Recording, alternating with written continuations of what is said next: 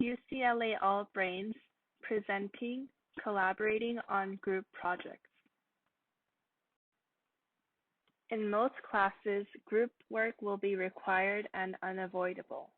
Some of you may love group projects, while some of you may despise it. Either way, it's important to know how to make the most out of your situation. So why should we collaborate?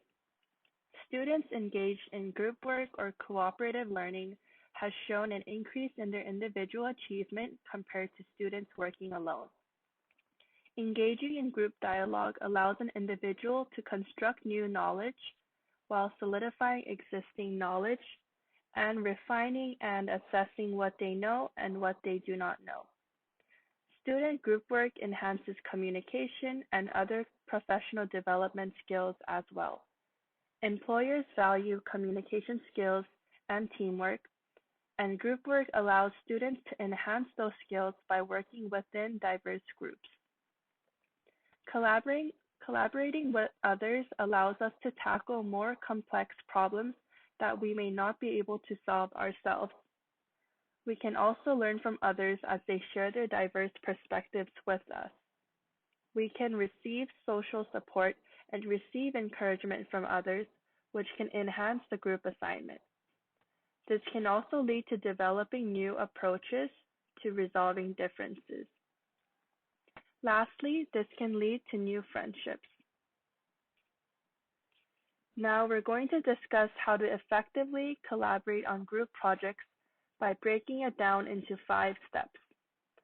Step 1 is to get to know each other. Now, you might think, why should I even get to know these strangers? We're only doing one project together. Getting to know each other in group projects will make the group project more enjoyable because you may be able to form friendships from this group project. Adding on to the previous point, this will essentially allow the group project to run smoothly. It's also important to know everyone's strengths and weaknesses.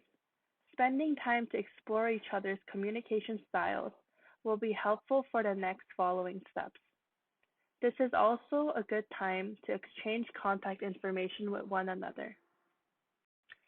Step 2 is establishing clear objectives. It's time to review the assignment and rubric, if given one, to make sure everyone is on the same page. Make sure each group member shares rules and expectations which can help to develop goals, such as aiming for an grade to receive on an assignment.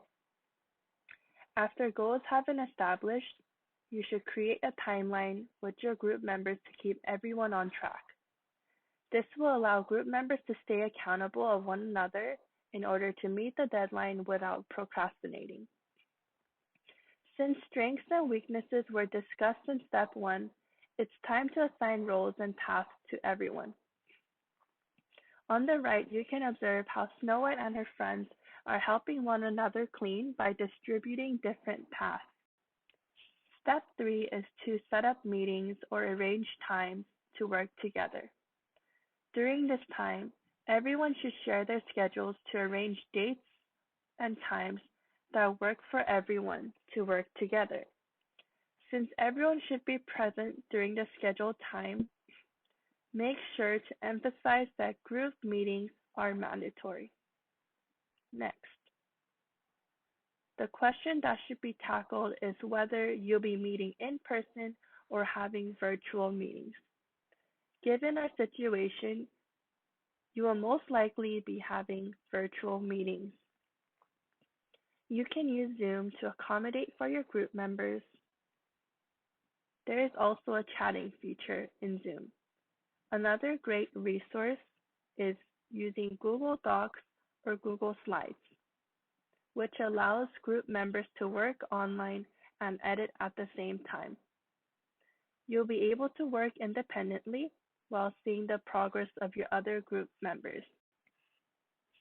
Step 4. Communication is key. Communication is key to successful relationships and is extremely crucial for successful group projects. Effective communication leads to better decision-making, management of conflicts, which will be explained in step 5, and better report. So, communication leads to a better working environment for everyone, and it allows everyone to understand each other. In group projects, you may be tempted to criticize group members, but remember to give constructive feedback instead. So try to avoid criticism.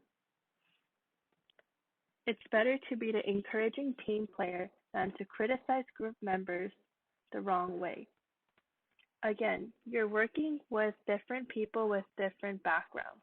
There will be times when you do not agree with someone. So make sure to be aware of that and accepting of everyone's diverse opinions.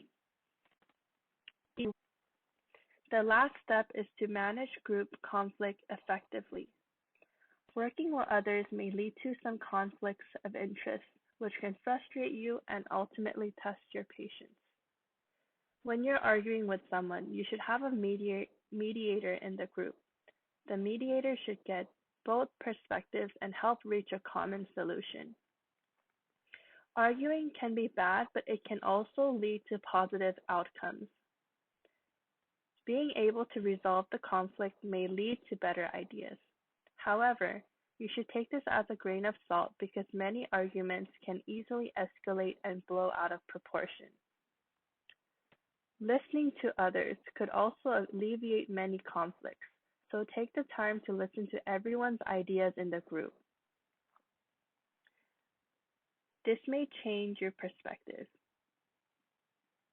Again, remember to keep critiques about the work minimal. Don't make it personal. Don't attack others. If a conflict arises, don't ignore it. If you ignore the problem, chances are it'll come back in full send. Don't take it personally, and above all, stay positive. As the caption reads, teamwork makes the dream work. Finally, to review, we'll go over some do's and don'ts for group projects. Do distribute roles ahead of time. Be respectful of everyone. Put in effort to make the work easier for everyone else. Be kind to others. Do your part. Do form relationships and friendships. Don't be late. Again, be respectful of everyone's time. Don't procrastinate. This is a group project, not your own project.